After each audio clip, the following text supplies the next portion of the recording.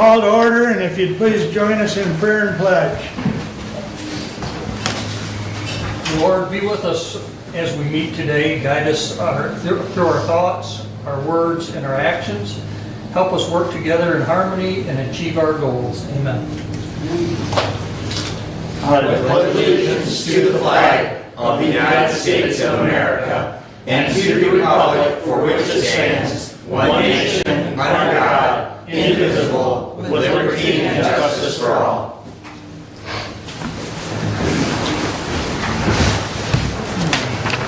Thank you. We'll have our first call out to the public. A member of the public may address the board after receiving recognition from the chairperson and giving his or her name. Public comment shall be limited to a period set aside at each meeting for such purpose. Each speaker shall have the floor for no longer than 5 minutes unless the board grants an extension.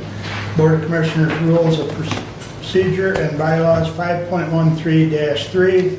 We also ask that you be respectful. Would anyone like to address the board at this time? Mary, go ahead. Thank you, sir. My name is Mary Mintz, and I would like to address some issues on the Lifeways bond. I have, as I assume all of the commissioners are aware, I have filed a suit against this body and Jackson Hillsdale Community Mental Health Board, DBA Lifeways. The complaint has been filed, an answer has been filed, and I have filed a motion for summary judgment in the matter.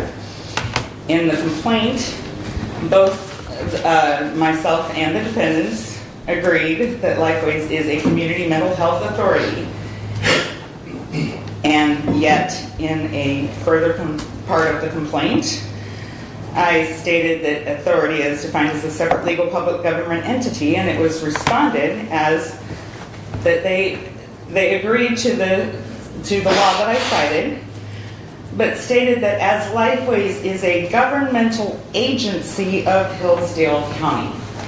Lifeways is not a governmental agency of Hillsdale County. It is a community mental health authority. It is a separate public entity. The law at MCL 330.1204 states that a community mental health authority is a public governmental entity separate from the county or counties that establish it. So their answer went directly against what they agreed to earlier.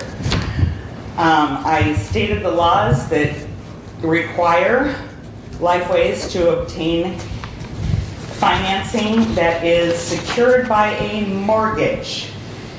And the Dodd-Frank Act in 2010 requires that a mortgage can only be written by a licensed mortgage loan originator. To my knowledge, this body is not a licensed mortgage loan originator.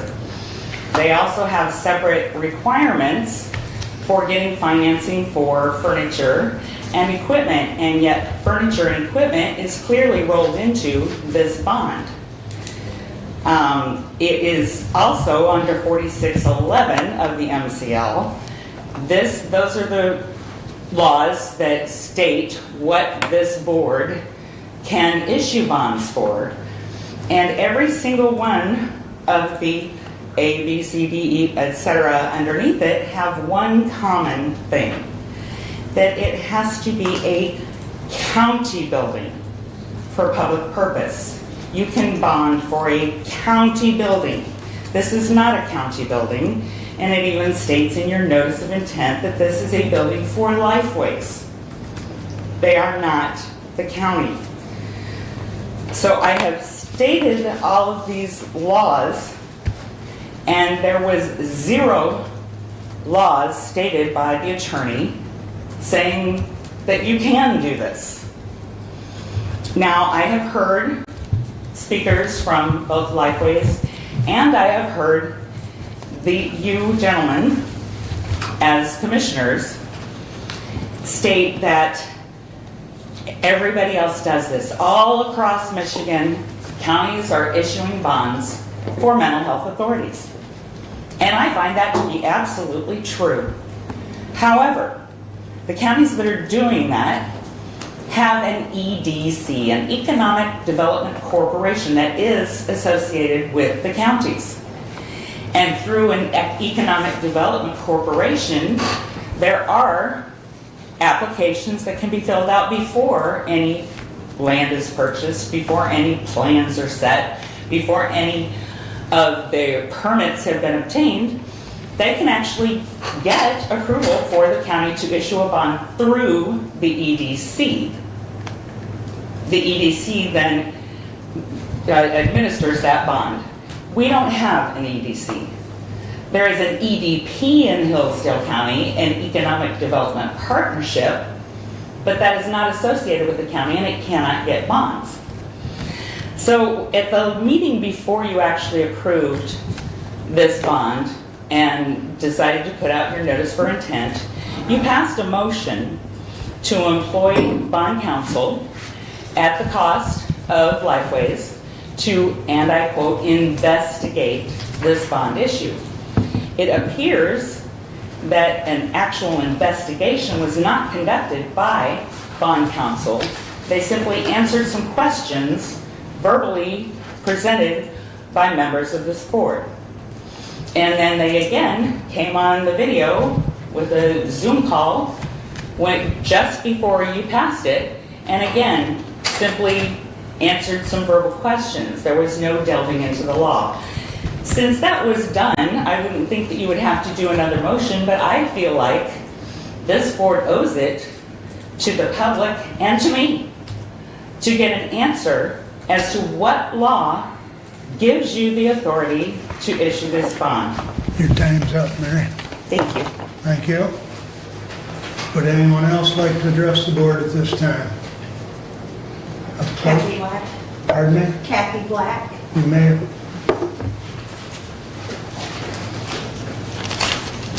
Good morning. As I stated, my name is Kathy Black, and I am a District 2 resident. Mr. Collins, Commissioner Collins, your district. I am against the bond for the new Lifeways facility, but not against Lifeways. Hillsdale County residents will be liable for paying the $15.5 million bond if Lifeways defaults. My understanding is the DHS funding is being decreased by 26.6%, which increases that risk. There is a petition circulating that would put the issue on the ballot. This would allow the county residents to decide if they want to be responsible for the bond repayment. You can sign the petition at the Emporium in Hillsdale, The Well, Spangler's in Jonesville, Isles Custom Guns on Jonesville Road. So please sign the petition and let us all decide. Thank you. Thank you. Anyone else wish to address the board at this time? Seeing none, we'll continue. I'd entertain a motion to approve the consent agenda. Move to approve. Support. All in favor signify by saying aye. Aye. Opposed, same sign. Correspondence is listed. Any comments on correspondence at this time?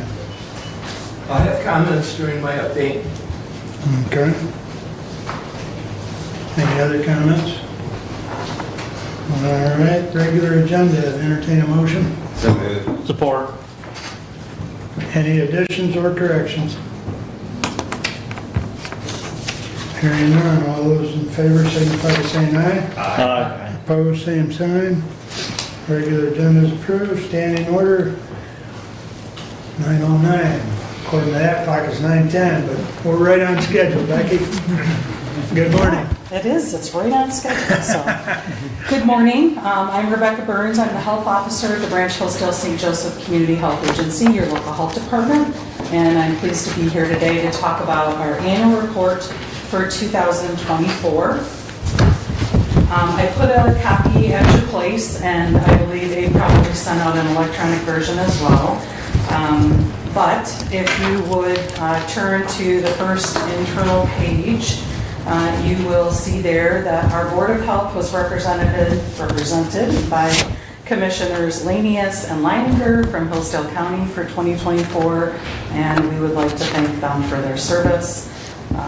This year we have Commissioner Leininger back, and joining him Commissioner Collins. So The agency directors are also listed there, so you will see that our medical director is Dr. Lucarello. She is a practicing physician here in Hillsdale County.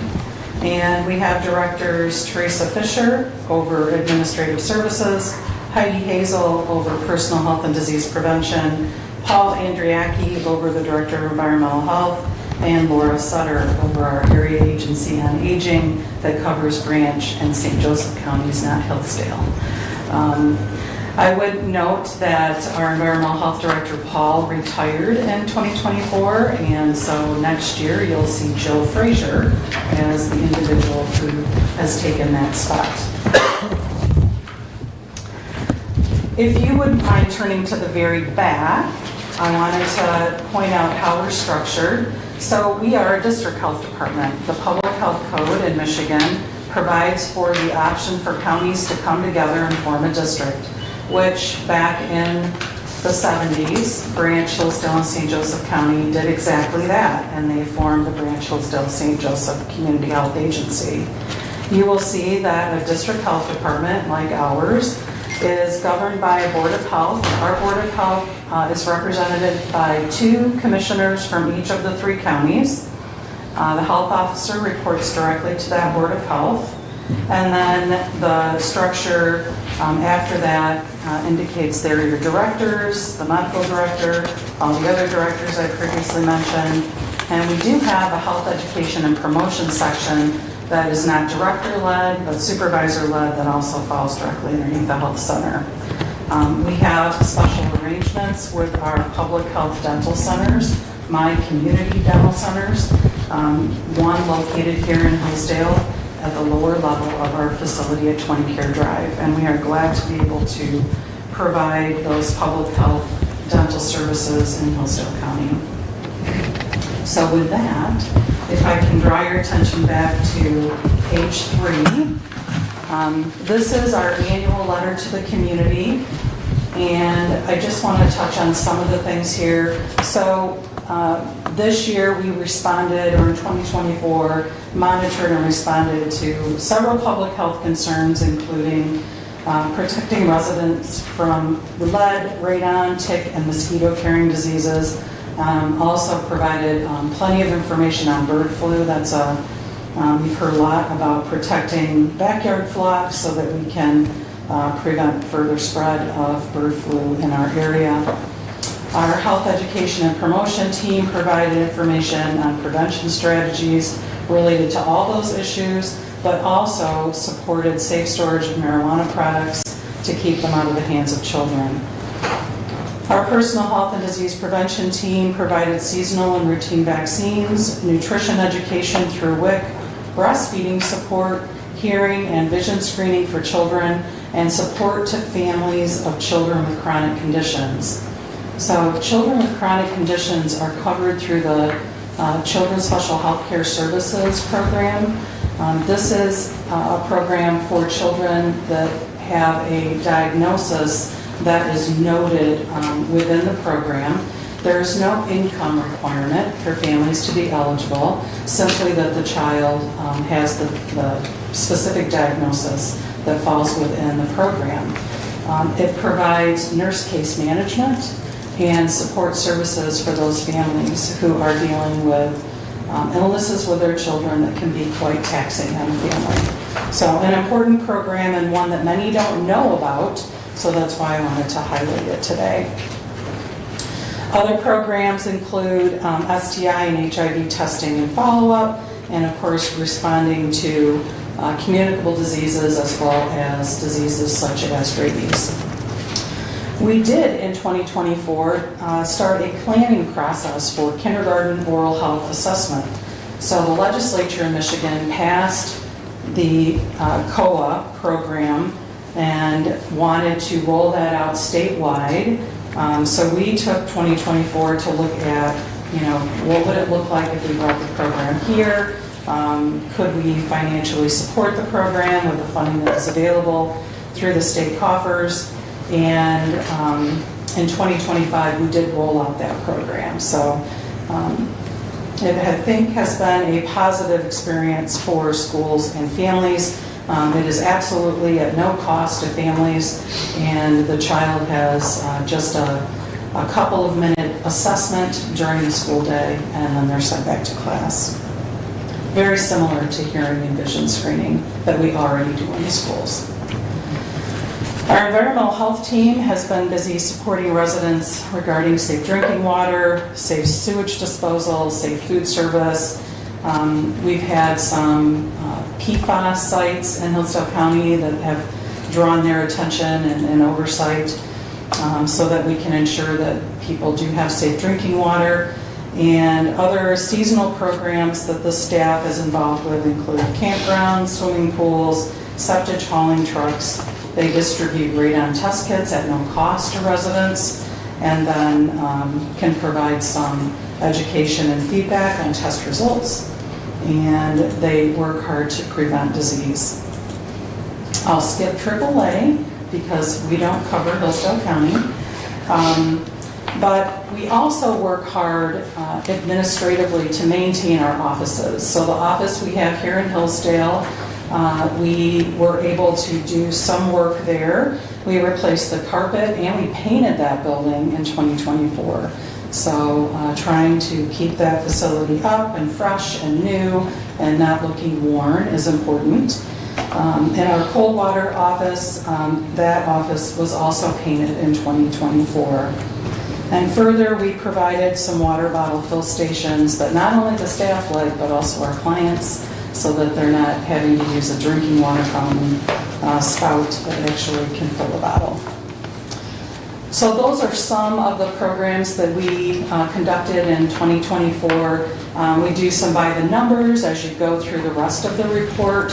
I'm not going to focus on that because I know we all have limited time today, but if you have any questions, I'd be happy to take those. Yes. And so on facilities, I think I saw that you have bids on the facade. Yes. And that you'll be doing some outside work as well. Yes. Well, it's, so that building has a lot of wood on the outside. Not a lot, but some. And so we are looking to update and replace the wood with a lower maintenance product. And some of it's not in real good shape. Some of it really needs to be replaced. We also found when we had a contractor out where we were working on the request for proposals or bids that the two side doors were never installed properly. And so we're going to address that issue while we're there and take care of any water that might be getting between the brick and the building because the threshold did not properly extend as it should have. So yes, we are looking at upgrading even more at the Hillsdale building. Yep. And putting in power vents for the roof too. There will be, Air vents. I don't think they're power. I think it's just electric. They're going to be. I will have to look at that again. But it does. You didn't misread it. It does increase the ventilation in the attic, which is necessary. Yes. Mm-hmm. Yeah. It's more of a 2025 question. It will be coming. Yes. Yeah. So I think we were looking for those to be in the next couple of weeks submitted, and hopefully we get some bids. Mm-hmm. So. What about the Asian longhorn tick? Yeah. Berrien County, I guess, has been determined to have the little rascals. Yes, and that is, of course, a concern for cattle owners, farms. So that particular tick found for the first time in Michigan and Berrien County just about a week and a half ago. Yep. That tick is in our neighboring states, so not surprising that we finally identified it. We have an annual vector program where we have some college students that work for us just during the summer, and they do tick drags and mosquito trapping, and then they bring that stuff back and look at it, identify what it is, and report back up to the state. Usually at this time of the year, the tick dragging would be ended, but now we are continuing so that we can continue to see if we can catch anything that maybe we didn't know was here yet. Mm-hmm. I can tell you that the gal that is doing Hillsdale County has found lots and lots and lots of ticks this year, which is no surprise to any of you, of course. But you know, she had just a petri dish just loaded with them. not too long ago. But so far, you haven't detected We any of haven't these? found that yet. Okay, okay. Yes, but the state is also asking this year that we send all samples, we freeze them, and then eventually at the end of the season, send them up. They want them sent up now this year. So it is possible that there could be one there. We don't think so, but it's possible. And yes, you are correct, they are very detrimental to the cattle herds, Yep. so. Yeah, reduced milk supply, from what I remember, and I don't know what else, so. Yeah, I'd have to pull it up to scan it again, but my daughter sent us 2 of them, and one of the things that is kind of unique is that you can transmit the disease from animal to animal if you don't change needles when you're vaccinated. Oh, So it's not just the tick bite that is, causes the problem, but it's transmittable by our actions from animal to animal. right, So right. henceforth, we're using more needles these days. Oh, goodness. Yeah. There goes the sharps containers. Lots of full ones, Right. yeah. Vaccination, just, Yeah, we used to run down through and do 5 or 6 at a time. one after the other. Yeah, but now, change needle every time. Treating those like humans now. Those There you animals. go. Yeah. All right, and I'm sure you'll let us know when you find one of them Oh, little absolutely. bad boys. We sure will. Okay. Any other questions for Becky? Go ahead, Brent. No. No? Gosh, the way you were posturing, I thought you... He gets to see me all the time, so that's okay. On Thursday morning. Thursday. Yes, Yeah. again on Thursday. Thank Any- you very much. And I'm glad to be here, and I'm not going to stay today, so I have other things I need Big to do. festival down at the fairgrounds. I'm not going there, no. But, Good. yeah. Anything else for Becky before she gets back to the office, right? Yes. All right. Yeah. Thank you so much for coming. Yeah, Yep. thanks. See you Thursday.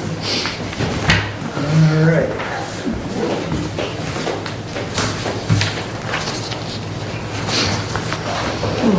Mary Beth, good morning. Good morning.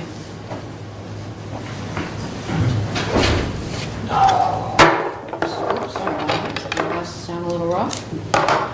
So good morning, Commissioners. So I'm here today to give our quarterly report about some activities that are happening at Lifeways that I think is important for you as County Commissioners to be aware of. First is to kind of highlight, some of you may or may not know, with the Certified Community Behavioral Health Clinic designation that we had obtained last fall.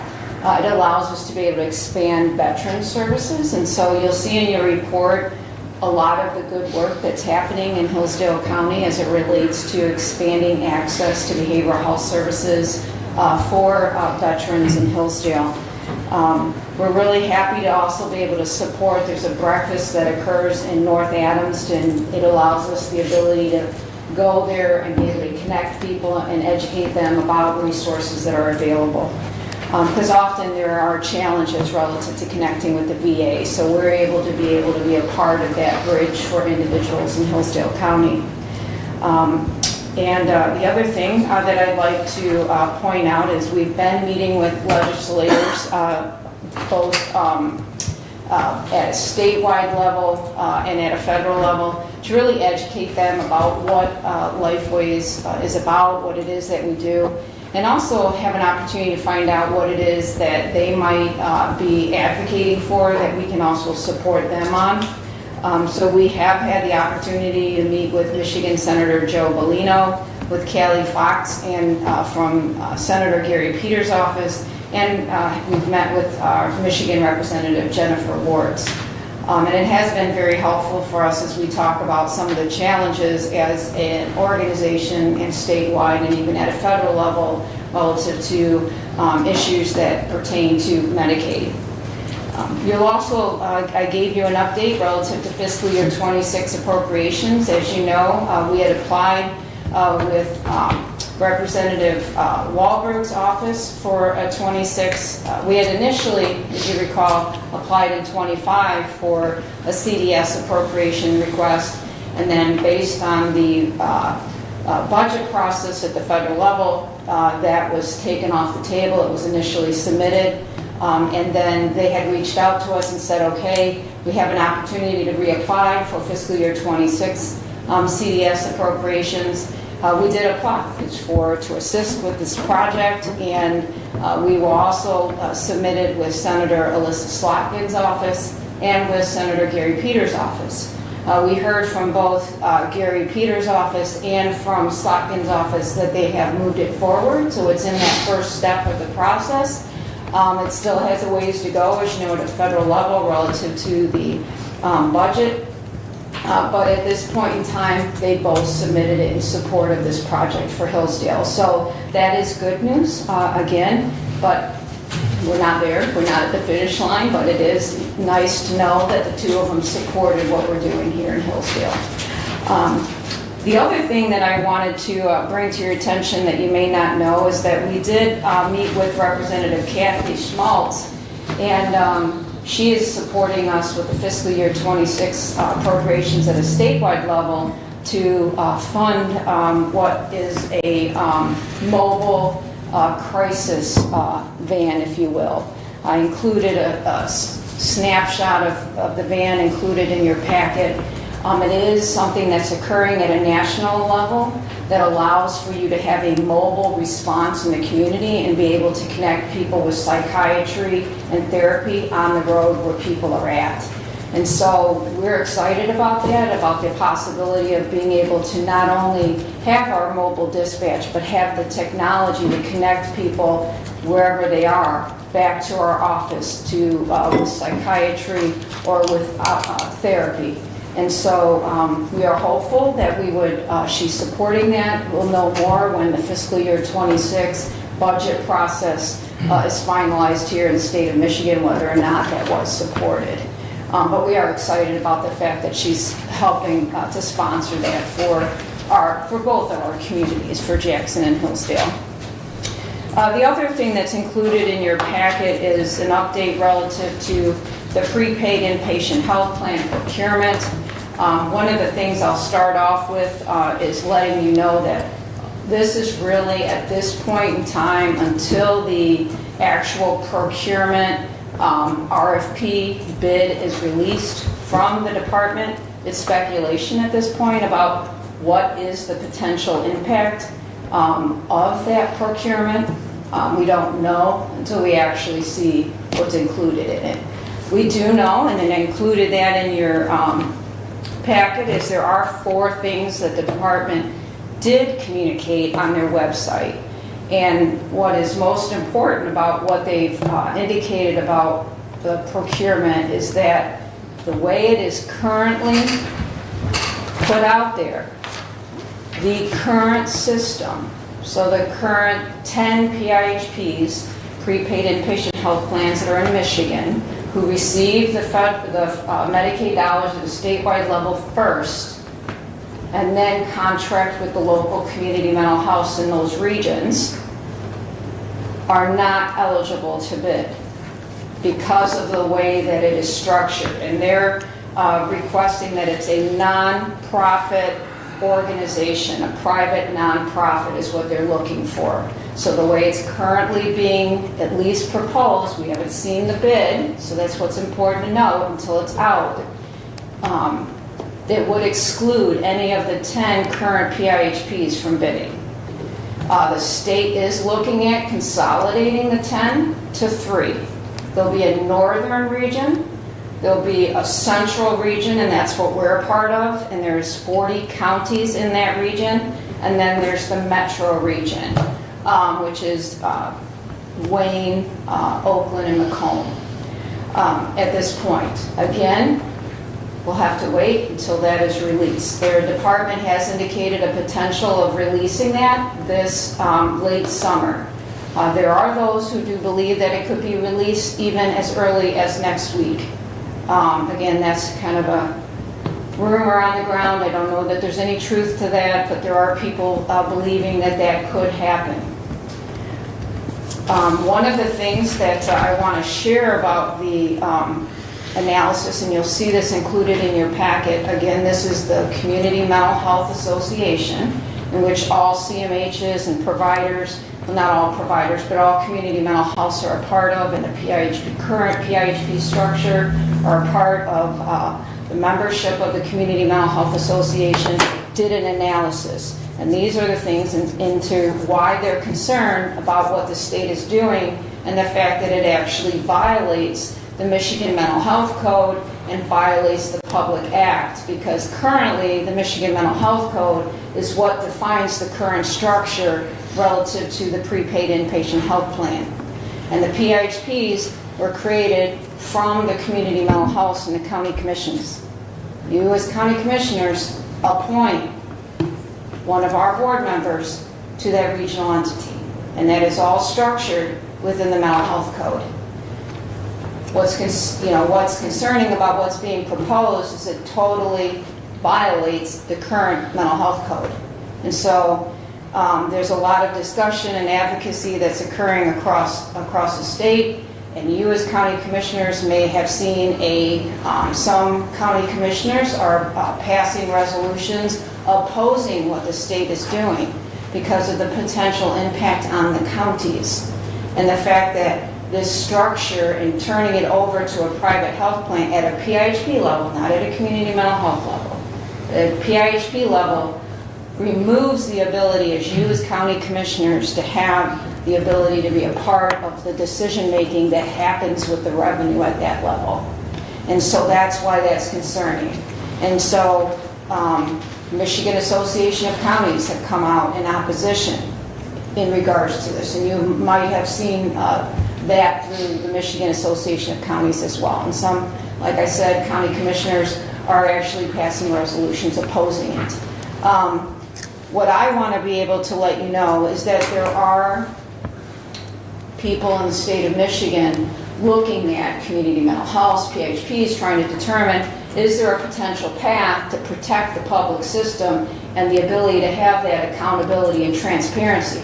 So if this goes to a private for-profit, you're not going to have meetings that are open to the public. You're not going to have that ability for people to be a part of that like you do now, where you have consumer representation on our boards. You're not going to have that. And so we are concerned about it, but we also know this is a lot of, speculation because we have not seen the RFP yet. But the association, again, included in your packet, outlines what those things are and why there is concern and why people have come out in opposition to it.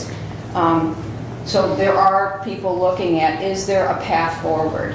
Is there an opportunity as the current system to develop a public-private potential partnership that would allow for the protection of that public oversight and accountability? We will be hosting, so I want to make sure that you're aware of this. You can put it on your calendars. I'll give you more when I know the action. I think it's going to be in the morning. But I am going to be hosting a legislative event on July 25th. It's open, and it will allow for the opportunity to hear from the association relative to this PIHP procurement. What does that mean? It'll allow county commissioners to be able to ask questions. And we really want to be able to bring in our state representatives and the senators to come in and be able to hear about this PIHP procurement that the department is doing and why there is concern about moving in that direction. So we'll be hosting that event on the 25th of July. More to come. We'll send that out when we have that all scheduled. But did want to let you know that there is an opportunity for you to be engaged in understanding that more. It is a complicated issue. The other thing I did want to mention briefly that's included in your packet is around the DHHS has released their proposed fiscal year 26 budget. Again, this is at the federal level in regards to a 26% reduction.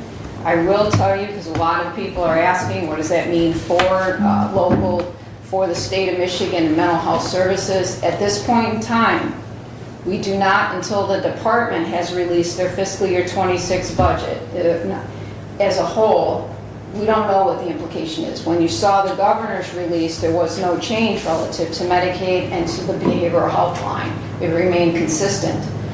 We, as an organization, have been directed by our regional PIHP, because we are in the budget process, it's fiscal year 26 planning right now, we're doing that, is we are budgeting for the same amount of revenue, but doing a 3% reduction as a plan internally within the organization. We don't know, again, it's going to be what happens when the federal government makes the reductions, what do states do, and how do they respond relative to that Medicaid, potential Medicaid cuts. So that's where we're at with that. Again, I want to encourage you to participate in the legislative event that I will be hosting in July. And I will stop now for any questions of the county commissioners. Any questions from the board?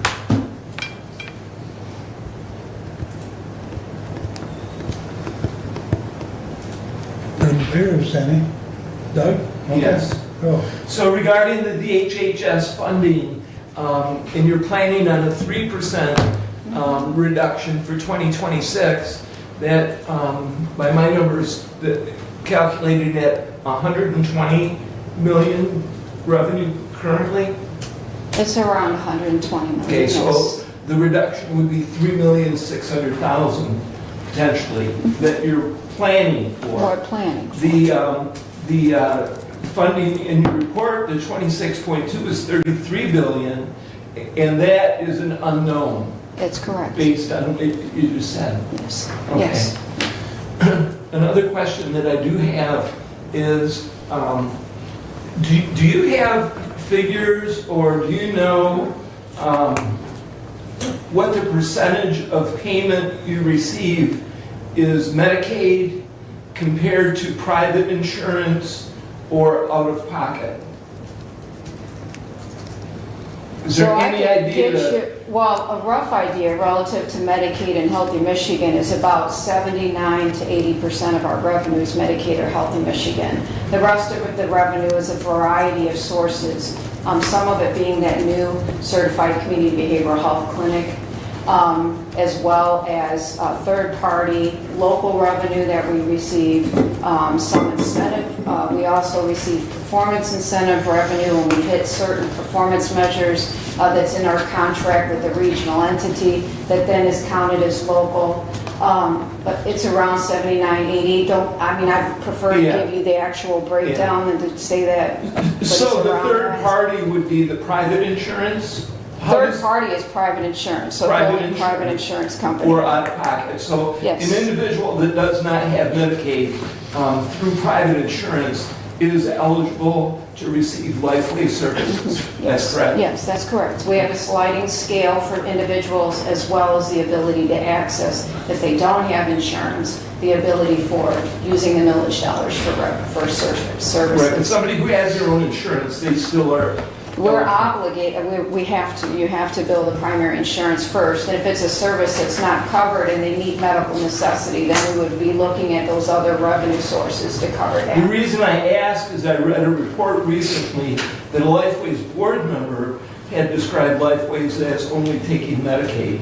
That's why I asked No, that question. that's not true, that's not a true statement. I mean, that used to be this, years ago, yes. That's the point of my question. Yes, though. yeah, Okay. yeah, absolutely. I do have another question, and you haven't mentioned the building project. How's that coming along, and where do we stand, and what's the progress? So where we are currently is that we have, the construction drawings are complete. We have the site plan approval through the city council. We are now just waiting for the financing for the project to be able to move it forward. We are hopeful that we can move this project forward before and get the property cleared and the foundation poured before the fall happens, because otherwise it will be moved down the road until next year, until the spring of next year. So, This might be a question for Abe. We heard recently in public comment about a signing petition. If in fact the signatures are made, how does the election of that fall? Is that something that is required in a certain timeline? Does it fall into the next open county election? Do we know that answer? Not at this time. Okay. Any other questions from Mary Beth?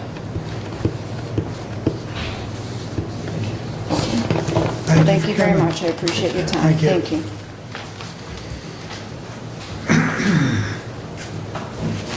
All right, moving right along with committee reports. Kevin, you're up first today. Alrighty. Just information from Moscow Township at their meeting.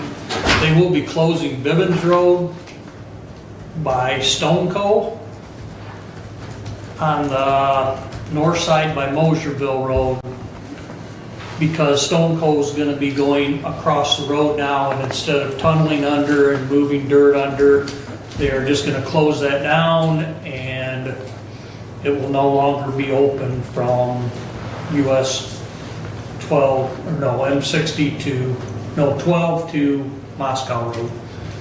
So, just general information, I don't, About a half a mile up there where they're closing that, right? So I think half mile to 3/4 mile, I mean, it's back to wherever Stone Cove's Yeah. property line is They have right pretty now. dramatic berms right now on both sides of the road. Yep, and it's gonna be So- happening fairly quickly. They're gonna just close it down and. I think the they're county- doing a culvert turnaround, they're gonna light it up and so on. There's certain agreements that have come through. The county road commission and the Moscow have come to an agreement with Stone Co. on what they're gonna do. They did not say anything. I don't know about the turnaround. There was nothing mentioned about that. I would imagine there's gonna have to be some kind of turnaround in case somebody goes down that road thinking they're gonna get through. I mean, Did they talk about some of the details of the agreement in No. terms of payment? No. nope. Moscow's getting so much gravel, road gravel for it. The other, I have no idea what it was. That's all they said was Moscow would be getting a certain amount of road gravel out of it, and the road commission is getting something for it. I don't know what. Sure, I'll hear more on Thursday. I'm sure you will. Thank you.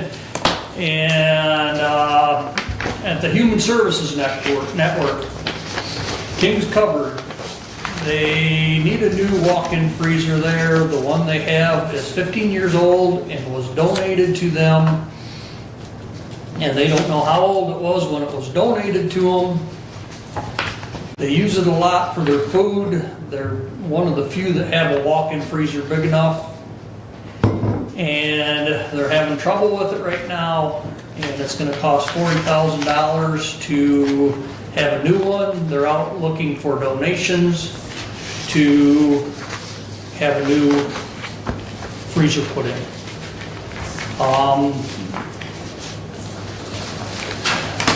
Okay, that was, their food distribution days are Monday, Wednesday, Friday, from 3:30 to 5:20. And if you need food, you just go and show up, and they don't ask any questions. The health department, that one was covered. Southern Michigan Food Bank, this last Thursday, they had it, and between Hillsdale and Litchfield, they served over 120 meals. And when they left Litchfield, there was food packages left, but no other food left. Potatoes and apples and everything was gone. So, and that's my update. If you have any questions. Sounds like you got Board of Health later this week. Yeah. Any questions for Kevin? Hearing none. We'll move along to Brad. All right, my report is reasonably brief. The previously scheduled discussion regarding the medical examiner with Lenawee County was rescheduled due to the Lenawee County Administrator being out of the office. I have not heard anything further from Kim on that. I don't know if you have, Commissioner, but we need to get that rescheduled. I'll check. So I, like I say, we were both on that email distribution. I did meet with the prosecutor on June 13th to discuss some possible updates to the county animal control ordinance. We will be looking to bring that ordinance into what is evolved case law, decriminalizing violations of our county ordinance. Currently, they are criminal offenses, punishable by misdemeanors, jail time. There have been a number of cases, and they've changed now. They really should be civil infractions rather than punishable by jail, because nobody goes to jail for violations of it, basically. And it makes it problematic to prosecute, because an individual who's charged with a misdemeanor can avail themselves to all of the due process requirements for a jury trial and all kinds of things. So basically, it clogs up the court docket, which is already pretty crowded over in district court. And so we are looking at what we can do to change that ordinance so that violations of it would be a civil infraction, which would basically be a monetary fine. And then obviously bench warrants and possible jailing if they didn't pay those fines. But that would be under another process. So I will have more for you probably in a month or two. The prosecutor was going to be looking at some language, how we might amend that, and then we would send that off to Mr. Thompson to make sure that he would sign off on it, and then we would basically have to go through the process of amending a county ordinance to do that. The 911 board met on the 18th. Lieutenant Rod from the state police was elected the vice chair of that body. Dennis McNeff from Walton continues on as the current chair. The Hillsdale County ISD will be locating an antenna for their bus communication radios on the Hillsdale Tower. They are on a different frequency of their VHF. They will not be interfering with our 800 equipment. And the tower that they currently have is failing, and so they need to find a place that they will be paying rent, just as some other public bodies do. Road Commission is on the 911 tower up on Bundy Hill, and we have some other agreements like that, so it will be similar to that, but they will be getting that radio equipment located there. And the grievance that we were working on, we believe we have reached a settlement on that. Mark, we did have an email from Dave Thomas. I don't know if you saw that this morning. And so we were waiting from the other union we did with Scott Blackwell, but Dave Thomas is now confirmed, and we simply need to get that signed and then back to the respective parties. We will have that set aside. And they did begin moving dirt at the North Adams Tower site last week. They did have some discussion. There are evidently some discarded tires on that site. They don't affect where we are currently at, about how we might clean that up. And the sheriff did offer the inmate work program, offender work program, as some labor that would not cost us anything to get those collected. And we would then, at some point in the future, when we have one of those countywide tire collections, utilize that to dispose of those. I did attend the Eats in the Streets Food Truck Festival over in the village of North Adams last Sunday. And it was a nice event, pretty warm out there, but they had a number of vendors and good public participation in that. And that concludes everything that I have for you. Thank you.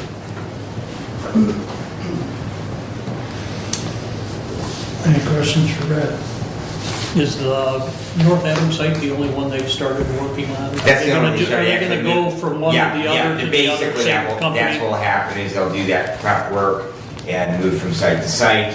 And then same thing with the tower crews. When they come in to actually erect the towers, they'll move from site to site, knock them out. Because I was asked that at a council meeting, Okay. and it's like, I know they've got everything done and they're ready to start doing it, but, No. okay. Thank you. I just emailed that, and I can't think of her name Okay. now, but the administrative assistant that Oh, yes. I just emailed her back. Okay. Asking for, an update on that Okay. reschedule. Very So, good. and you were copied on that Okay. as well. Perfect. So Thank you. we'll keep that ball rolling because we're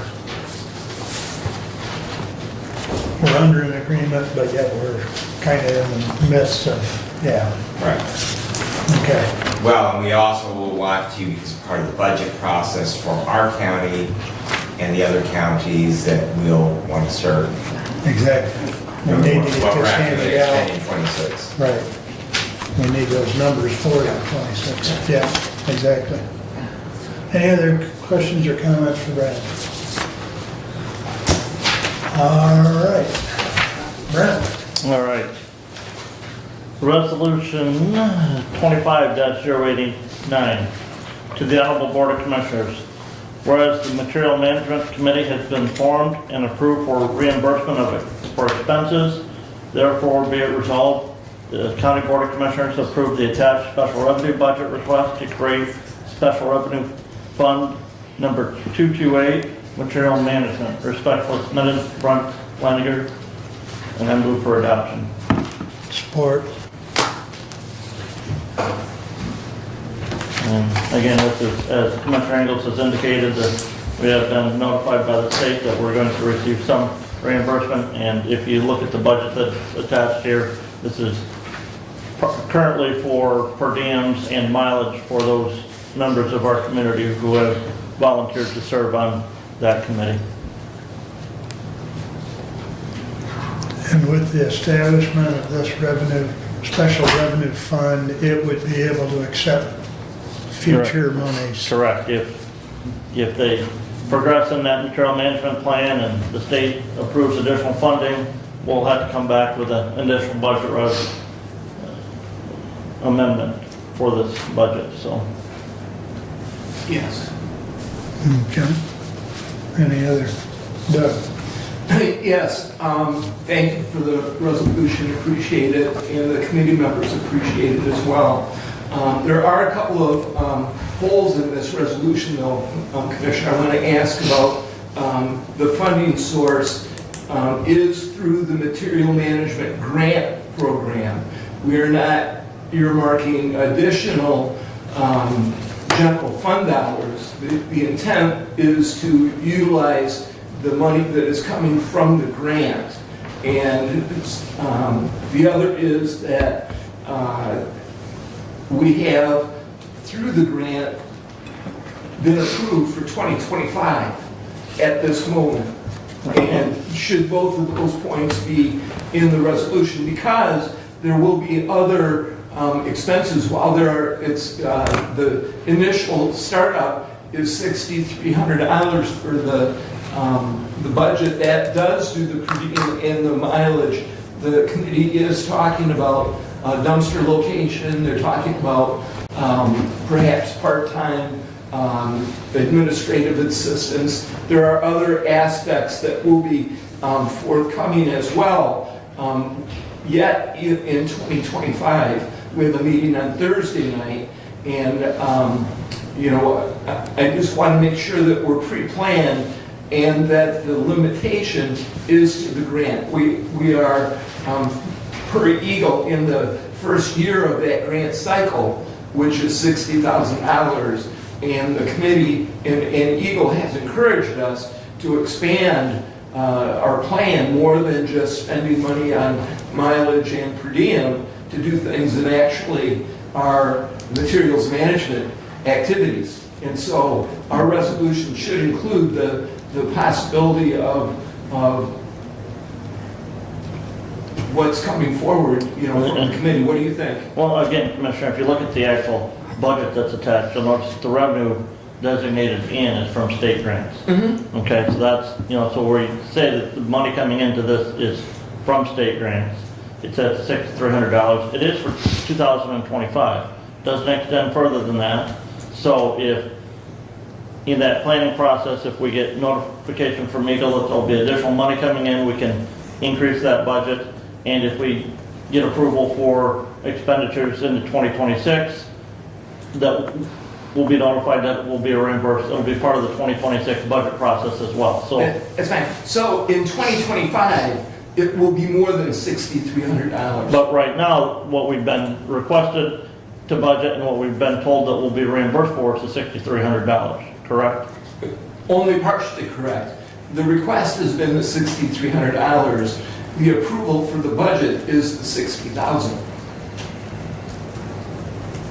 But Or have for you, reimbursement. but have you submitted what that 60,000 is going to be to Eagle yet? On Thursday, we have an order request coming.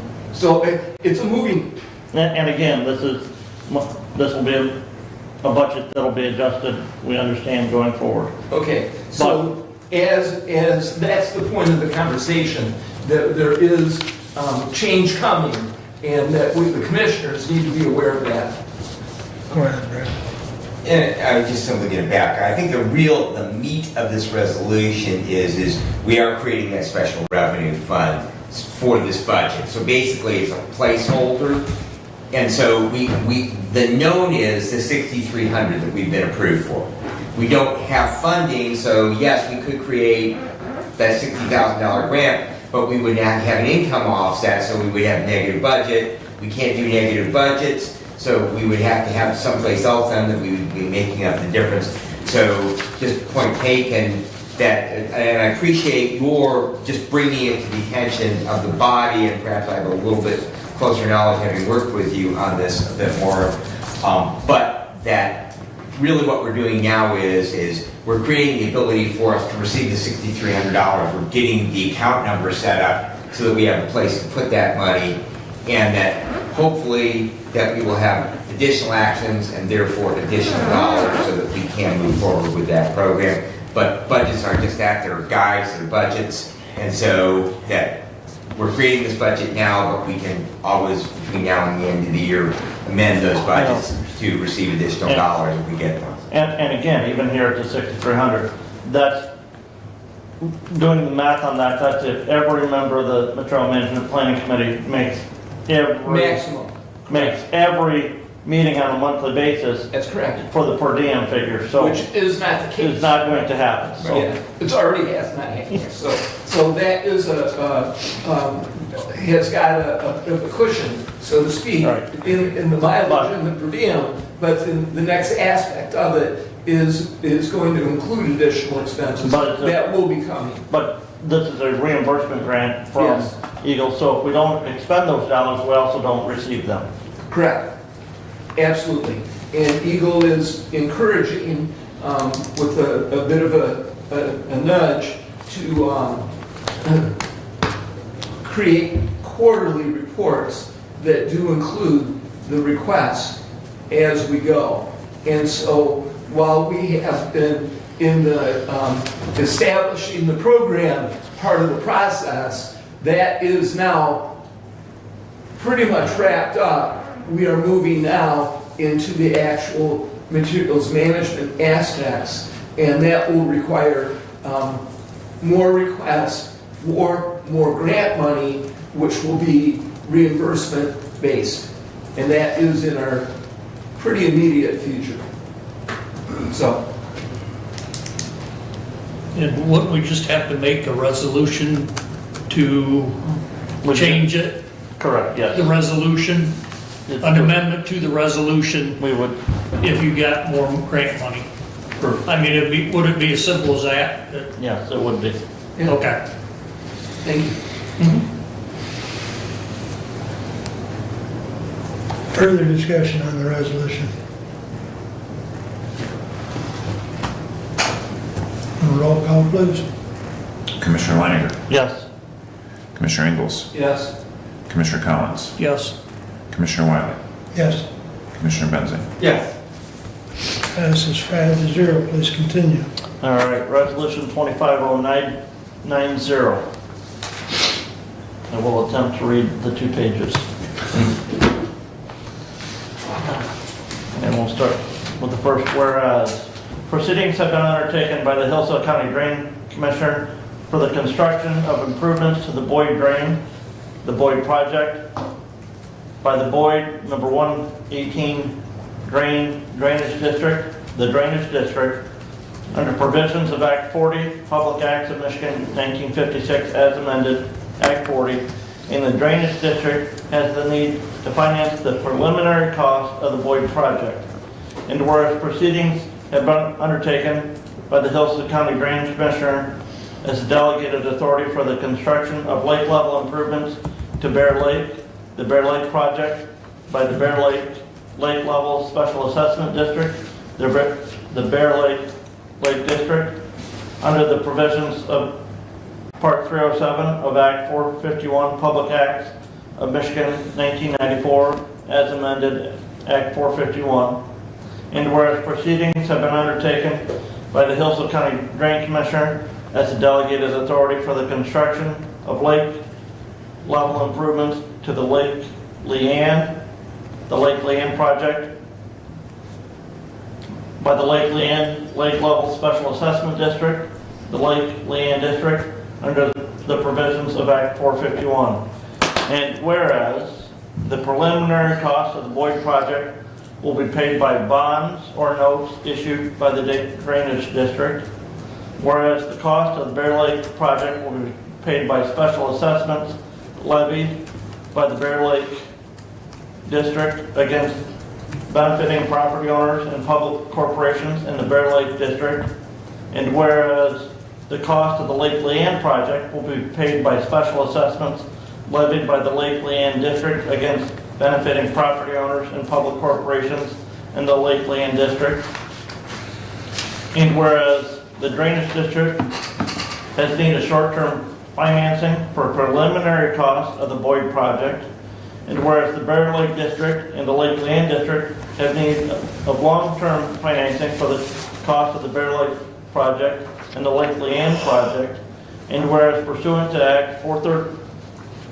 Section 434 of Act 40, the County of Hillsdale, the county is authorized as a public corporation to advance monies to the Drainage District to finance a drainage project to be repaid as evidenced by a note issued by the Drainage District, and whereas pursuant to Section 30717 of Act 451 Code, the county is authorized as a public corporation to advance monies to the Lake Level Special Assessment District to finance a normal level project to be repaid as evidenced by a note issued by the Drainage District. And now therefore be it resolved that the County Board of Commissioners hereby determines to make a loan to the Drainage District in an amount not to exceed $105,000 by advancing monies from available funds of the county to the Drainage District at an interest rate of 3.74%,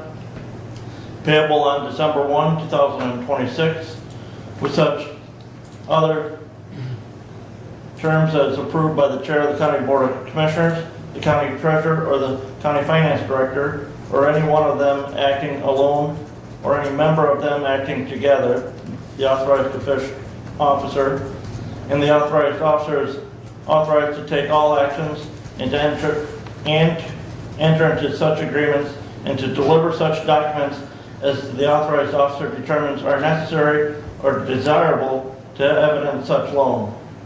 The County Board of Commissioners hereby determines to make a loan to the Bear Lake District in an amount not to exceed $112,854.24 by advancing monies from available funds of the county to the Bear Lake District at an interest rate of 3.74%, payable as determined by the authorized officer with final payment due on June 1, 2030, with such other terms as are approved by the authorized officer, and the authorized officer is authorized to take all actions and enter into such agreements and to deliver such documents as the authorized officer determines are necessary or desirable to evidence such loans. The County Board of Commissioners hereby determines to make a loan to the Lake Leanne District in an amount not to exceed $210,080.21 by advancing monies from available funds of the county to the Lake Leanne District at an interest rate of 3.74%, payable as determined by the authorized officer with final payment due on June 1, 2026, with such other terms as are approved by the authorized officer, and the authorized officer is authorized to take all actions and enter into such agreements and to deliver such documents as authorized officer determines are necessary or desirable to evidence such loan. The authorized officer is authorized to take all actions necessary for the purchase of the notes, all resolutions and part of resolutions insofar as they conflict with the provisions of this resolution. B and the same are hereby rescinded. And I move for adoption. Support. Moved and supported. Questions or comments? Brad, go ahead. Yeah, I'm just curious, in section 2, in regards to the Bear Lake District, final payment is June 1 of 2030, whereas in the other, it is by December of 2026. Interest rates are the same. Just help me to understand, and that's really all I'm asking, help me to understand. We're loaning one project reasonably short-term, a year, and that's my understanding of these transfers, is generally they're until they're able to secure other financing, whereas the Bear Lake project, we're lending longer, all right? So help me first to understand why the difference in the length of the loans, but also why the interest rates are the same, where one is relatively only a one-year loan and the other loan is potentially, at least, I mean, it can always be paid back sooner, I'm assuming, but it's a longer loan, but we're receiving the same interest rate. So, Commissioner, we looked at currently what the county's average rate of investment is on all of the funds that the county has in CDs and bonds. Mm-hmm. And those CDs and bonds are invested in short-term and long-term investments. And that was the average rate that all of those investments came up to, was 3.74%. And so looking at that and, trying to come up with a fair figure for both the county and the drainage district or the lake level districts, we settled on that figure at this time. We may look at doing the same type of lending when we look at the Mary Lake project later this year or next year, and we'll go through and we'll look at that interest rate at that time, update that interest rate at that time as well. If you'll remember, just about 4 years ago, just after we came, 2021, the Drain Commissioner did a similar project at Bear Lake, and we did that on a 5-year note with the Bear Lake District. At that time, we didn't charge any interest on that though. So this is a little different than that one here. We are charging interest. It does save that 3.74% by the county charging that interest. We save those residents of that Lake District the cost of the Drain Commissioner having to go out and do a commercial bonding project on that, which doing a commercial bond, his estimates from his legal counsel and the bond representative would be about $18,000 to $20,000 just to do the bond on that.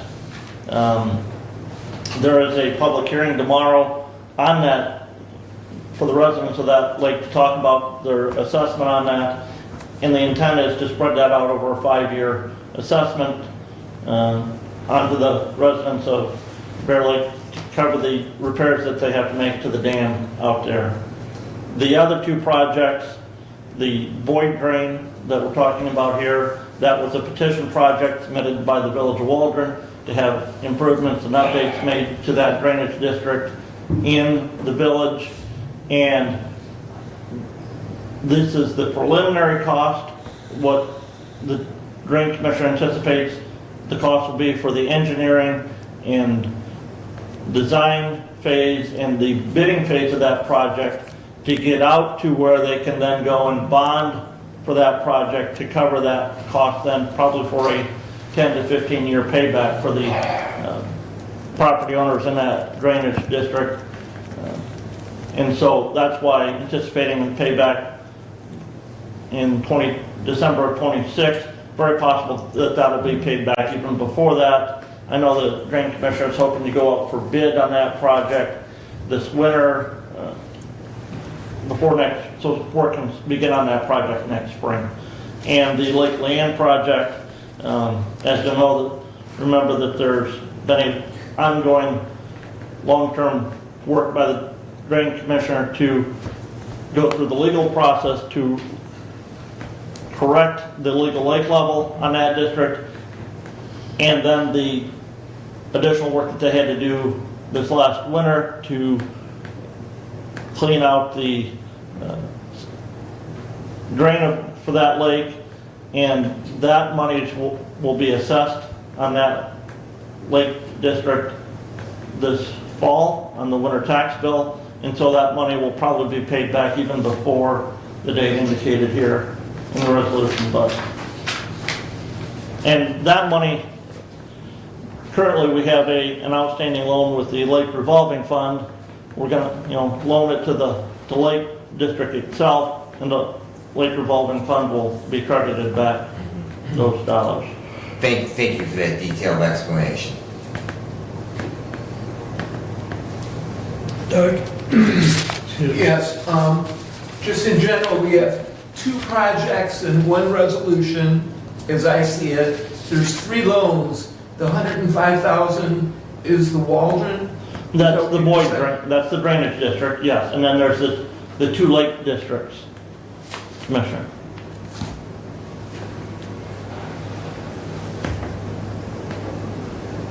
Thank you. Yes. We have number I 1. just connected the dots. Very Yeah. good. Thank you. Any other questions or comments before we vote? Go ahead. Commissioner Ingalls? Yes. Commissioner Collins? Yes. Commissioner Wiley? Yes. Commissioner Benson? Yes. Commissioner Laniger? Yes. Passes 5-0, I believe. All right, please continue. I talked with the Drain Commissioner this morning. Work is proceeding quite rapidly on the first part of the M99 stump drainage project. That contractor, we're going to guess, is about 65 to 70% done with his portion of the project. He started work on that last week, Monday. Camden Road was closed west of M99 until about Wednesday or Thursday of last week. And they're progressing along nicely. So if you want to get out and see that, it's right along the road. You can see quite easily the work that's being done on that. Still a lot of water at 99 though, so. Well, I haven't got, well, again, They have to create the conduit downstream. well, there was a drain there, but there's quite a bit of water even on the west side of 99 Yeah. there now. So that drain was not even working that good. Yeah. That was there, so yes. All good time. So I'll have a road commission meeting on Thursday, and sure there'll be an update on that. Do they have a plan of when the M99 will be closed yet? Sometime in July, it's the last word that I heard.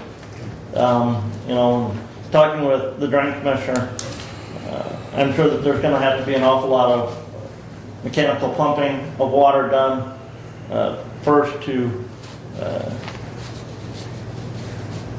get rid of a lot of that water on this, there before they start digging the road out.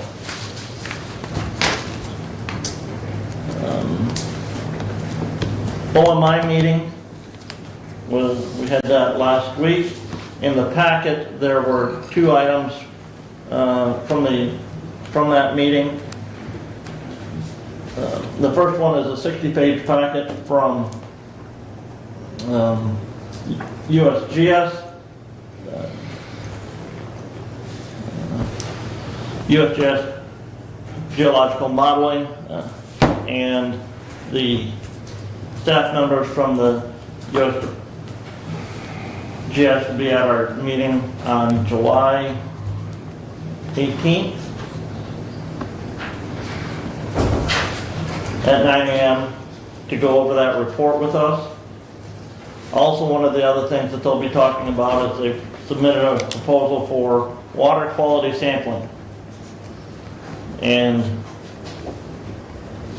something that we're going to have to take a hard look at is, do we want to contribute funds to help assist in that water quality sampling, or do we not think that that's necessary?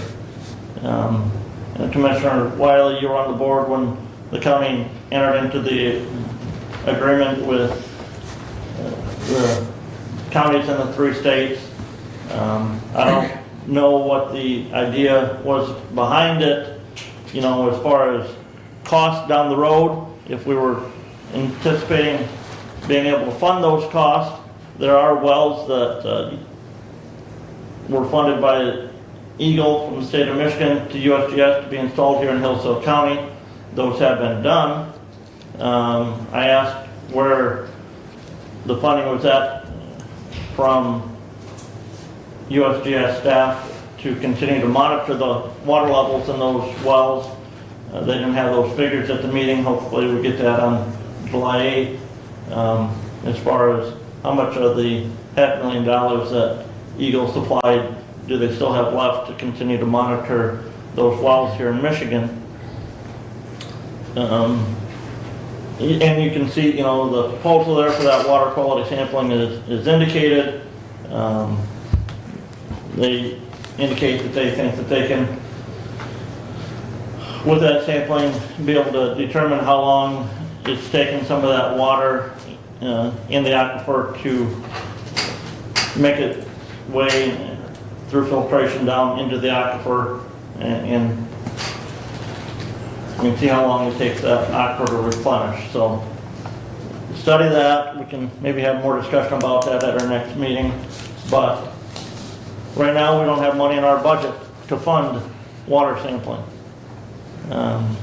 We'll maybe bring it up to the health department to see if they're interested in looking at that water sampling. Some of the things that they also hope to look for in that sampling is PFAs.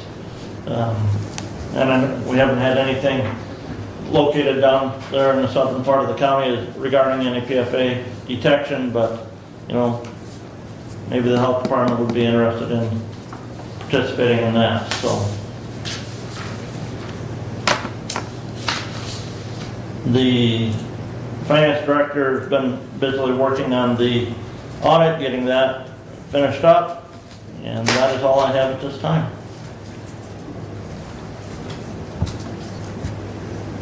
I'll just make a comment since you're talking about, excuse me, about OMI. I went to that public hearing on the 11th, on the 11th, which was with Ohio EPA, and it was about the discharge permit that Aqua Bounty had applied for. And of course,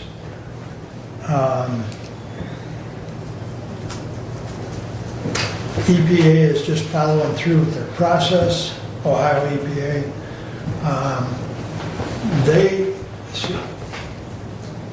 They wouldn't answer directly. Now, they did say that all those questions that were asked in the formal part would receive a formal reply, and you could view all this sometime later in July, because it'll all be on their webpage. But the question that wasn't answered was, why are they continuing with the process when Aqua Bounty is defunct? They've literally sold off everything. Well, the property could be sold to another fish entity, and that permit is transferable. But yet, no one's aware of any proposed fish entity that's looking to buy the property. So there was a lot of upset people. The other thing that got, I think, everybody's attention was EPA brought up the fact that the Little St. Joe River that this would be dumped into, or this discharge, I should say, the last time they studied that was 2013. So they're basing their criteria on whether this discharge will impact the water or not on 2013 data. And that really got the crowd excited. So there was probably, I don't know, right around 100, maybe 120 people present at it was at the fairgrounds there in Montpelier. But stay tuned, I guess, as far as, I'll take a look sometime in July and see if they've put the report out, and if it's out, I'll have Abe put it in correspondence, so. But anyways, Well, the truly interesting thing about that meeting was you could see their draft permit that they're approving for this discharge. So, I mean, they have the draft permit already done that they're going to approve the discharge. right. It's,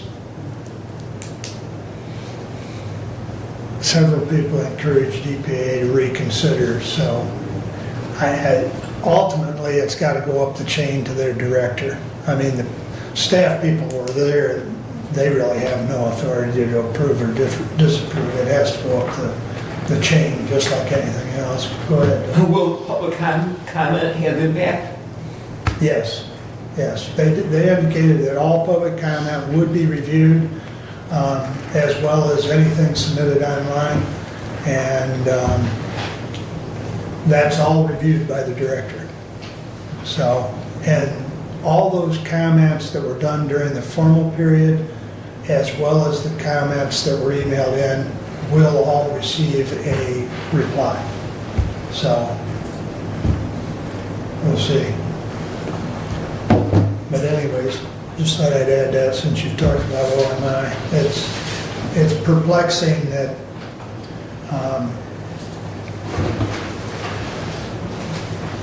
the study on the river in particular is that far outdated. You know, a lot has transpired in 12 years. So, but anyways, And yes, there were 5 counties represented. Of all the counties, at OMI, yeah. That's been problematic, and probably I would almost be surprised if there was anybody there from Indiana. there was, From Steuben. yes. Steuben has been fairly consistent. Allen and the other one, DeKalb. yes. Those two have been somewhat inconsistent, but Nobody from Branch, nobody from Leavenworth. that's not good. Although Branch has a very, and that was another one of those things that Bud had taken on as an administrator. He was doing it, so none of the commissioners were directly involved. And Branch County has a very small segment that's potentially impacted down there around the Kinderhook area, according to the map that they've been working off of. Now, USGS may find that that extends further. I haven't looked at the latest drawing, but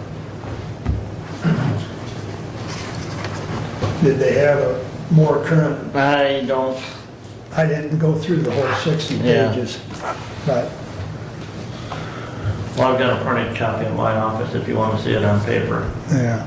Um, But I also know that Bud was attending those meetings, and you know, until one of the commissioners are probably contacted directly, they're probably not going to take time, and it may behoove you to reach out. I know you'll see a couple of them at the health department meeting. So, anyway, I can look for that later, or you can And so- even then show it. Right, so that next meeting we did change to a Friday morning at 9 a.m. Okay, So, said if you can't get people here at 2 o'clock on a Tuesday afternoon, let's maybe change the time and date and see if that helps with. I'm not sure morning makes a difference, you know, evening, you know, people work. I don't know. so that one map in that packet of 60, it's, I'm not sure what page it is, but it does still show just that corner of Branch County in that Kinderhook area. But Lenawee, that shows an expanded area in that, I think it's page 13, I believe. So Lenawee needs to wake up as well. I mean, they did have someone, when I was on that, Brent, they did have someone attending pretty regular, so. All right. Doug, Thank you. we're up to you, sir. The Materials Management Planning Committee will meet on Thursday, June 25th, 6 to 7:30 p.m. here in the conference room. Abe, if we could please have public notice on that meeting. What time? 6 o'clock to 7:30 p.m. here in the conference room. The date is Thursday, June 25th. Thank you. I attended the Michigan Works Southeast Consortium in Washtenaw County, as did Commissioner Collins last week. We learned a lot of information, in particular regarding a comparison between the counties. Hillsdale County, Lenawee, Jackson, Washtenaw, and Livingston County are the 5 counties in the consortium. We had commissioners representing from each of the counties. In Hillsdale County in particular, the sheet and the information we received from Executive Director Herron was that in 2024, the top barriers to employment in Hillsdale County that Michigan Works Southeast assists with was transportation, work attire and tools, credentials for those who lack credentials, tests and permits, also child care, of which there is a lack of.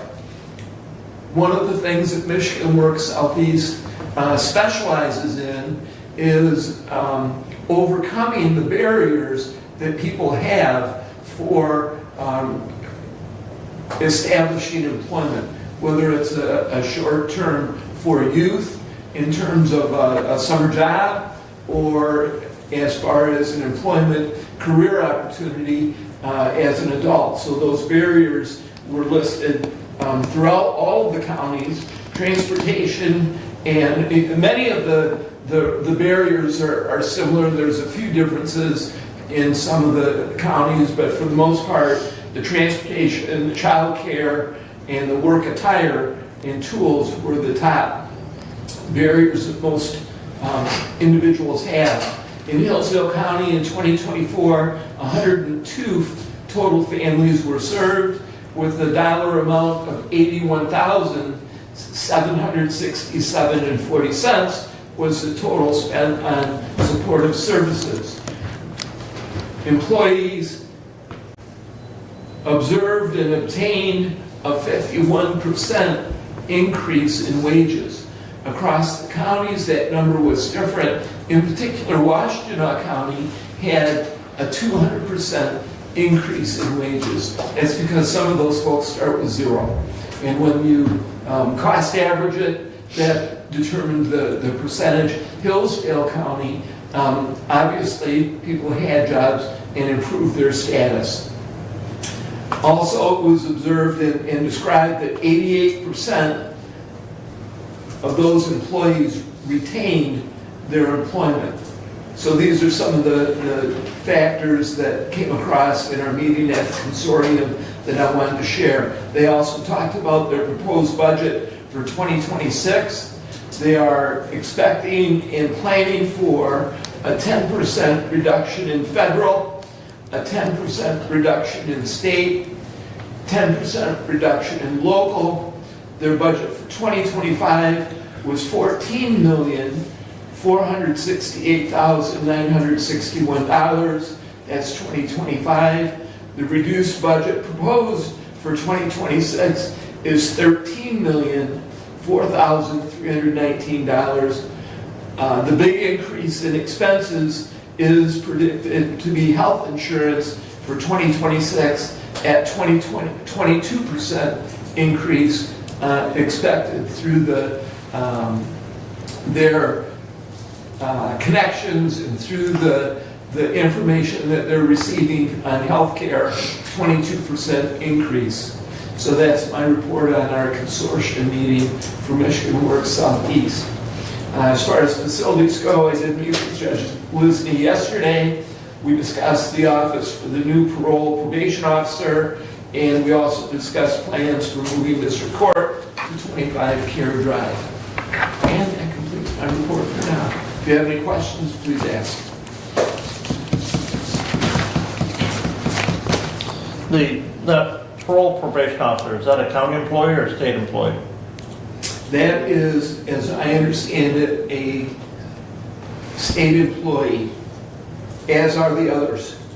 That'll make the sixth one Yes. located at our facility, and we receive no money. No money for that. Why are we housing them?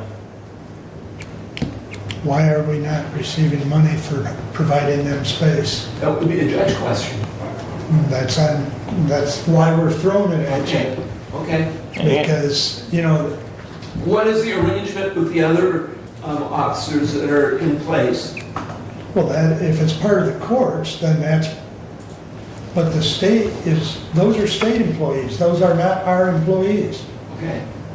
That, there's a difference there. Mm-hmm. So, I mean, Probation officers in district they are district court probation officers, Okay. right, okay? You know, and we're space limited. We don't need to be adding more state employees to our space. Why is the state not renting their own space for those probation officers? I will add, that's a long-standing agreement when they were located in the back portion of the upper floor, that they've had a supervisor and, a number of those probation officers. And they do work directly with the courts. well, it's a necessity. There are a number of benefits that Yeah. the county receives by having those officers. Yep. And actually having more of them basically then reduces workload, it makes them more efficient, it also allows them to supervise more of those probationers. So there are some direct benefits to the courts and therefore the county by having them located where they're at, having them located in the same facility, because there is a tremendous amount of sharing of information back and forth with Chelsea, in circuit court, as well as the judge. And so it is something that we want to have within the same space that our circuit court is, or immediately adjacent thereto. Yeah, I don't think we're debating that, but what we're debating is that we went from 2 and a supervisor now to 6. And I don't think anybody in this room will disagree that we're space challenged. And I would challenge you, Commissioner, that they need to be in the same building. With technology improvements today, with the ability to video chat and share information digitally by electronics, they don't need to be in the same building. Those state employees, as far as I'm concerned, need to be in a state facility, not county. Or if they're going to be in our space, they're going to pay us for it. So in answer to your question on space, as of yesterday, they were in the same space because they are not all present at the same time, in particular with, how they get out of the office. They are able to share desk space and office space, and the new officer actually was in yesterday in the same office space that currently exists. So there was no additional space. The additional was a desk, maybe.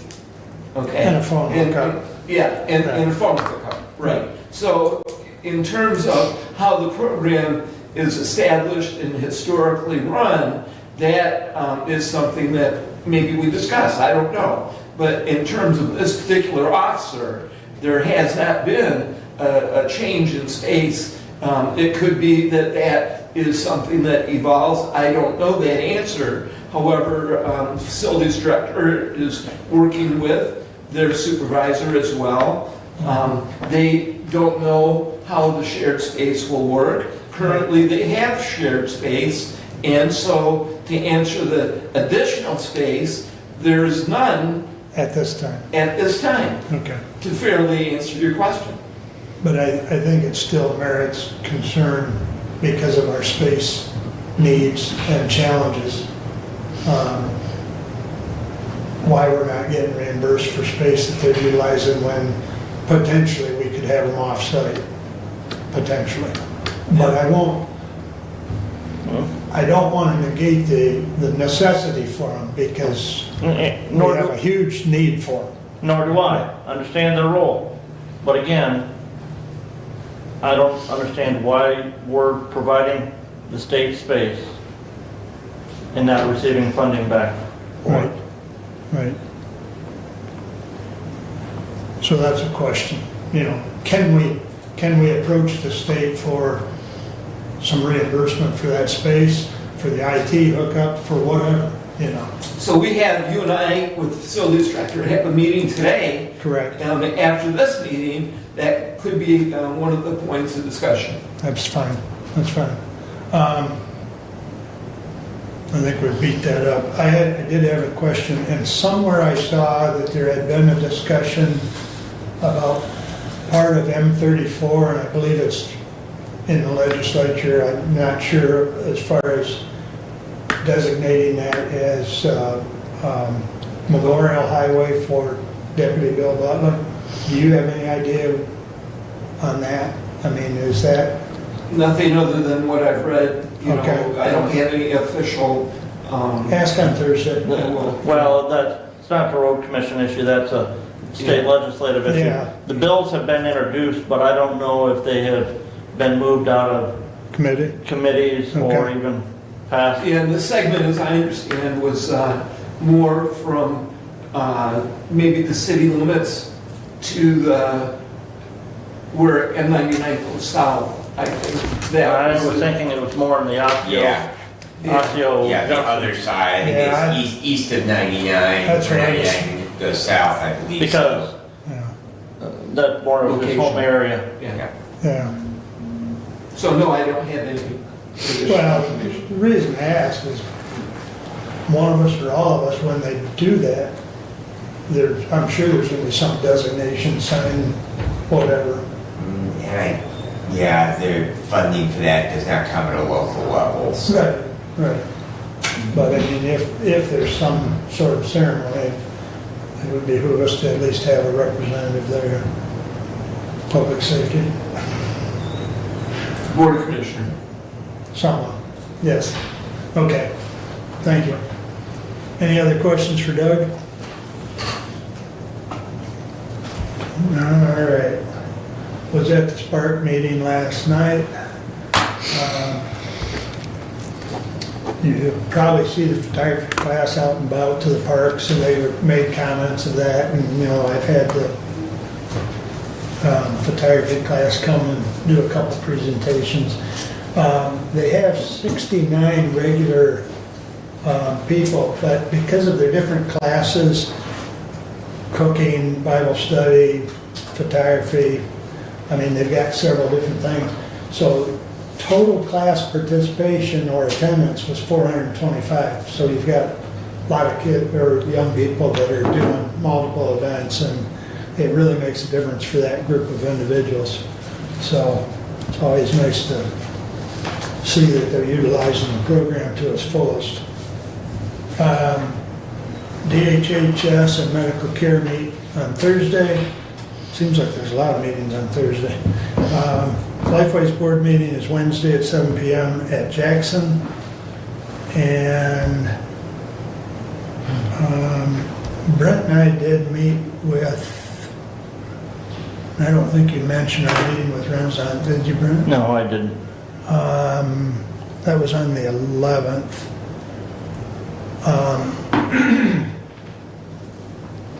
It went well. We're waiting for some feedback back from them. Randy did come in, and I think I mentioned it to you, Doug.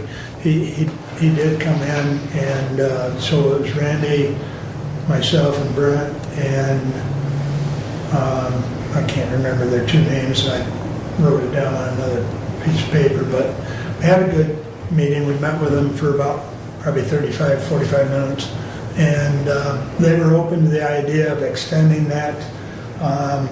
We told them kind of worst case scenario would, I believe, correct me if I'm wrong, like August of 2030, worst case scenario. 2030. Well, they were asking worst case scenario. If you do the, I'm 2 years gone on that one. well, and the reason, and where that came from, Commissioner, is if the bond issuance for Lifeways has to goes to a vote, looking at an August of 2026. I just asked that question, that was. Well, again, looking, not knowing the specifics, but if that was when it went on the ballot and approved then looking at timeline from then to. It sounds like a PFA plucked from air. How No. do you come up with that date? Well, I don't know. and again, looking at, so if we don't expend the money to put it on a special election in November, if we went August 26th for a ballot initiative, then looking at with the bond issuance that we did with the 800 megahertz radios where we didn't receive those bond funds until January of this year, even though it was approved in August of last year. Then the anticipated construction timeline for Lifeways, looking at 18 months, and then the anticipated construction timeline that we have heard from facilities director. Again, we looked at worst case scenario. And as far as the PFA, as you put it,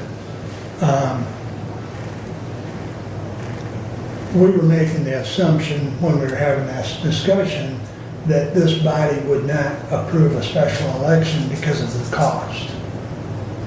Okay? Which would push it out to the next regular election cycle of 26.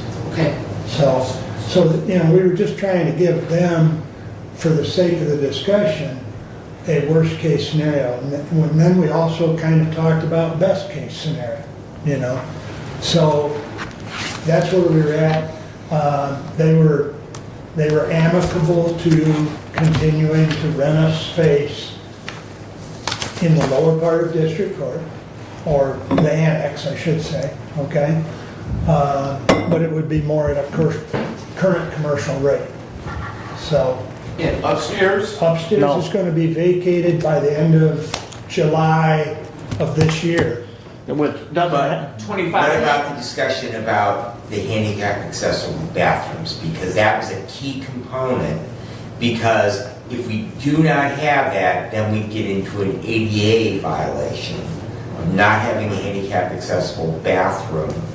And so consequently, the judge's request was, once we are vacated, until we vacate the building, would we still have access to those second floor bathrooms? That's the only thing they need, because that keeps the ADA compliance for that court. We did not discuss that quite. That is a very, very important question that both Judge Syverson and Judge Lisney have asked. We can run that by, well, I can mention it to Deb and she could, shoot an email to them to that effect. So, And then my other question, if I might, Yes. my other question is Lifeways not pursuing a commercial loan with the idea that it might be repaid, that they've shut that down, and that's what's pushing out?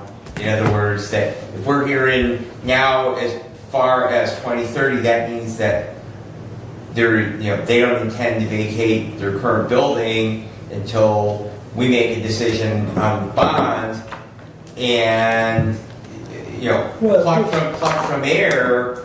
What if the voters don't? That's assuming that the voters do approve. What if the voters don't approve? just keep in mind, we were dealing with hypothetical in this discussion. So, yes, there's a lot of variables.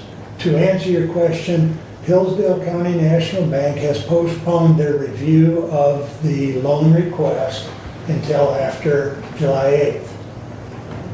As all the paperwork's in, as far as Lifeway has submitted everything that Hillsdale County National Bank has asked for. But Hillsdale County National Bank moved their meeting with Lifeways to after July 8th. That's all I know on that, because it hasn't taken place. So they're still pursuing it. But Hillsdale County National Bank has chose not to do anything further until after they find out what's going to happen at the county level. So, Thank you. that's all I have unless there's any other questions. And I believe, since Doug mentioned we are meeting with Facilities Director, the lion's share of that meeting is going to be to discuss a proposal that has been going back and forth between the county and the state as far as the DHHS building and the renewal of that lease. I will say that the newer version that Randy has been working on, excuse me, favors the county considerably more than the previous version that really, quite frankly, gave the state the upper hand on the extensions in particular. So that's good news from our end, but we're going to have more for you next week on, or in 2 weeks on that. Commissioner, Yes, I looked up, that was Senate Bill 70 that was going to honor Yes. Deputy Butler, and that's on its third reading as of June 17th In the Senate. okay, thank you. All right. There's nothing further for me. That brings us back to public comment. Anyone wish to address the board at this time? I do, please, sir. All right, Mary.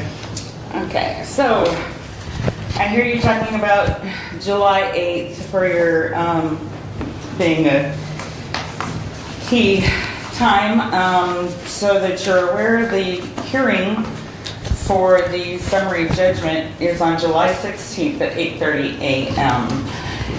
It's my understanding that the members of this board have not been provided with copies of the actual lawsuit, the answer, or the summary judgment action. And I heard from one that they were surprised to hear that Kevin Thompson is the attorney representing both parties. And apparently he is the attorney for Lifeways. And I'm just curious, how did you authorize, or how did whoever did it authorize an attorney to represent this body without this body voting on it? I find that highly irregular, and highly irregular that the body would not be given copies of the documents as they are being proposed. I also found this document over here on your table that's talking about answering questions for Lifeways.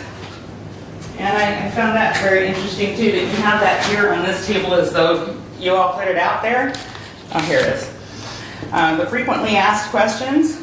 And I would caution you about putting things out that are produced by someone else. They can have that in their place, but it looks like you all produced this, but it says things like, in Michigan, each county is required to have a community mental health services program to coordinate the local mental health, and that's absolutely false. The law states that you are, if you wish to continue with receiving the state funding, and you are a county which has located wholly within the county, a city that has a population of at least 500,000, then you are required to have a community mental health authority. Otherwise, the participation is voluntary. Now, I agree with this county having a mental health authority. There are a lot of advantages to it, so don't get me wrong. I think that decision in '97 was great, and I wouldn't want to go without one, but it's not required. Then they state in here they're supposed to be answering these questions. Why is Lifeways seeking a bond?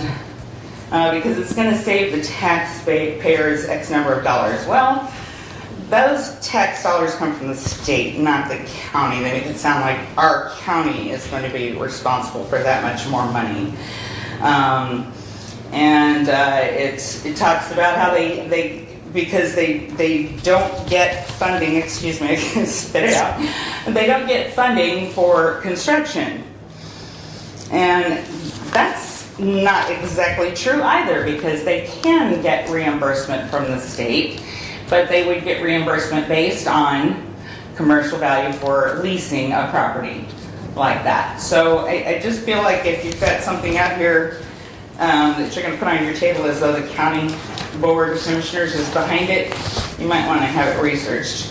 And I do wanna stress again, that if you want to make certain before things go on further, if Lifeways wants to be more certain and the bank wants to be more certain, the main thing you need to know is whether you are going to get through the lawsuit. So I would think that you would jump on getting bond counsel to quote you the law that allows you to do this bond. They're going to have to anyway because you're supposed to get a legal opinion for that, and they would have to cite the law that allows you to do this. So why would you not want to alleviate everyone's concern at this time? Because that could be very definitive. So I urge you to do that again, and perhaps then I'll get a response to my email that I sent to you all on this subject. And thank you for your time. Thank you. Anyone else wish to address the board? Hearing none, additional business. Doug? Thank you. Yes. In light of the activities in the world over the weekend, you know, with our President Trump and the military, I want to keep in mind and speak that our military personnel focuses on protection, strength, guidance for serving in the armed forces. And we pray as well for their families who also bear the burden of their services.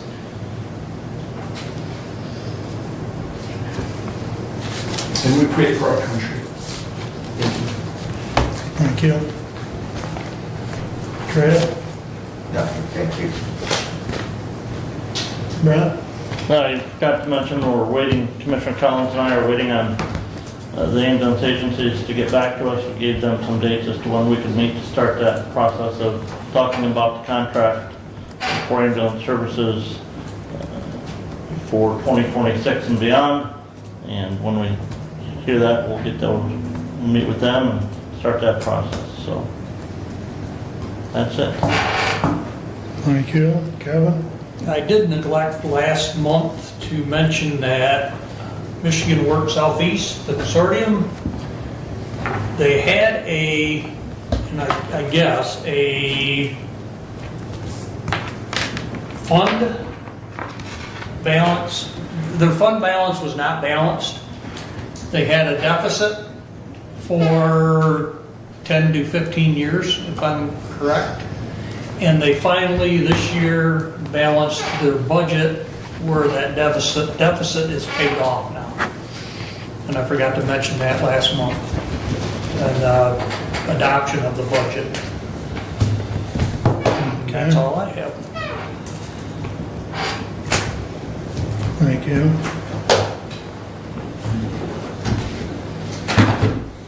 And I appreciate your prayer for the military and their families, Doug, because I do know that the old unit that I was with has been deployed. And of course, it's entirely classified, but we know because of the channels that I'm still attached with,